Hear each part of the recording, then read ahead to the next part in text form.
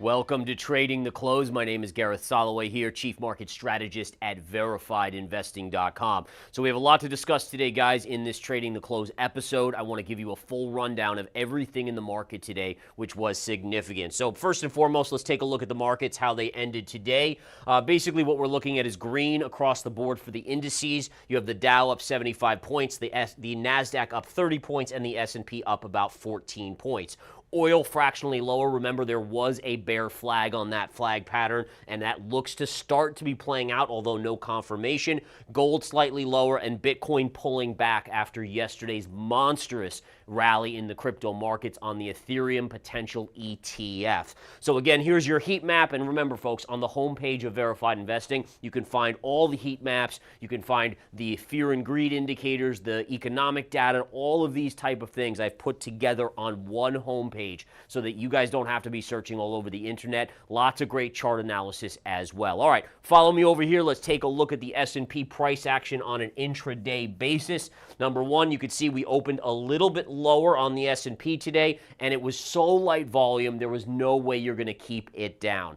Now, again, always remember, light volume markets tend to be buoyant. And you might say, well, why is that? Why in light volume? Well, the reason why light volume markets go generally neutral to higher is because retail is the one that is playing them. Retail investors don't short the market in general. Yes, some do, but if you looked at 1,000 retail investors, I would say about 900 to 950 of them would be only long investors. And so when you don't have the participation of the institutions, which is why you have light volume, in general, they're going to float neutral to higher. So that's what we got here. You can see kind of up and then a consolidation, up, consolidation, and up, almost like a gentle rolling hill throughout the course of the day. And of course, this is all coming in to tomorrow after the bell when we get Nvidia earnings. And tomorrow on Trading the Close, we're going to do an extended version that's going to take you not only from trading the close, but all the way into Nvidia and potentially as we trade it live. So should be pretty rock star status. Okay, next up, let's take a look here. We do have some key stocks moving today. We talked about Nvidia earnings. Here's your Nvidia chart. It is higher on the day, up about $5 and change. It did open lower, but again, the light volume, the bullish bias in the market that is helping lift everything. You can see us trending higher on the daily chart here. And again, I still am kind of keeping an eye on this. And looks like going into earnings, we're going to be below this level. Now, you might say, does that favor the downside? And the answer is yes, it does slightly. But remember that on earnings, they could easily just gap us above the next day and then rip us higher. So it's a very tough one to figure out which way the markets will ultimately go on Nvidia earnings or which way Nvidia will go as well. But suffice it to say, we are below resistance here going into earnings, or at least into tomorrow's action. Tesla, big mover today, beautiful move up 6.6%. Again, this is one of my best plays over the last month where I went long right at the lows here and we had the earnings massive pop. I ended up making a small fortune on that move, so that was awesome. We then kind of had a few gaps higher, consolidation, and now we're beginning to break up. The only thing I would say to you is this, is that you look at the bigger picture. Let me zoom out on this and let's take a look. So if we zoom out, we have this monstrous wedge pattern.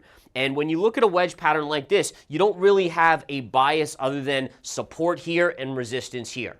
And so as long as we trend up, the upside angle would be this target. Once it gets there, then yeah, you would start to expect a pullback in price. Just like when we got down to here, right? We can see every time it got down to these levels, it had these bigger moves to the upside. That's why I was comfortable holding it into earnings and looking for that. I love the bearish sentiment. People were so bearish. And again, we got that big move to the upside. So nice move on Tesla today per the chart. Really, in terms of resistance, the only level short term inside of this wedge that I would be watching where price is going to have to deal with some resistance is basically right at this former high right here. If we look at this level, it's kind of also right in here. So we're looking at right around the 195 area. But I think if it gets through 195, it very well could trade all the way back up to that 234 level on Tesla. So not too shabby there. Now, looking at some of the commodities. Well, actually, before we do that, let's look at Apple, because Apple is approaching a very significant resistance level. Okay, so if we zoom out here, you can see there's a trend line that goes all the way back to the 2023 lows, right? So this is basically Apple Apple bottomed out in the bear market of 2022 right at the January pivot of 2023. And we could take that low, extend it through this, and it cuts right through here, and we're getting very close to that level. It's around 194 to 195. That is going to be significant resistance on Apple. It's going to be just below this double top, triple top area as well. Notice how the upsloping trend line is coordinating and coming in right in this 195 to 200 level. So a lot of resistance there. As a technician, if we talk probabilities, I would anticipate a pullback off of that level.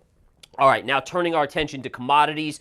Oil today, I had just mentioned, maybe starting to break down. We still have a significant bearish flag. We are off of the lows on oil, but to me, it keeps on looking like it wants to dip, and then you get the buoyant market, the kind of bullish sentiment that's just lifting it back up. But I think as soon as you start to see some negative bias coming into the stock market, I think, honestly, even oil will start to roll over and the buyers will start to run away. So interesting there, but classic bear flag. If you want a picture perfect bear flag of what a textbook bear flag would be, it's the down move and this sideways chop, almost a right angle there, and that is classic education right there. All right, the other one here, guys, as well, natural gas. Natural gas right up into the 618 Fibonacci retrace. It did pull back today off of this level. I just want to show you how I do these fibs. So basically what I do is I take the major pivot to the major low pivot, the high pivot to the low pivot. So essentially what we're doing here is we're taking this high here, right, to this low, and then we do a Fibonacci retrace. And this was the 618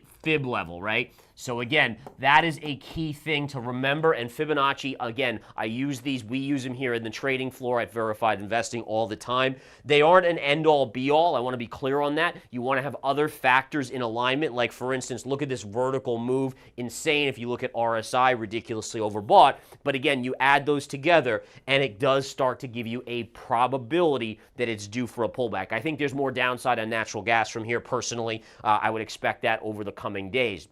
Gold and silver, not much movement here. We have gold right up here, just pausing just below the previous all-time high. We did pierce the all-time high yesterday, but did not close above the topping tail high, so we're still in consolidation mode there. And silver, much the same. It had a little bit of upside today, but for the most part, we're still right in this range. Remember, silver confirmed above this level here, right? So again, if we look at this chart, let me just click on it here.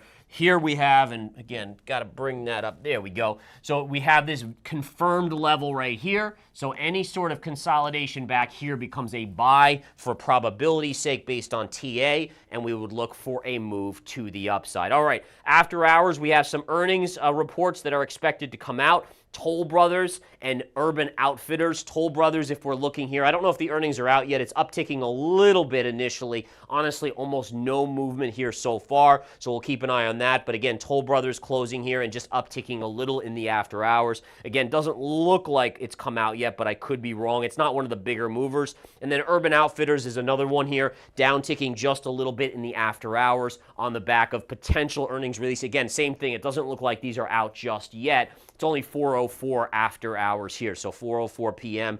So sometimes these earnings don't come out till about 4:05 p.m. Eastern time. By the way, Nvidia tomorrow, 4:20, so 4:20 p.m. Eastern time. All right.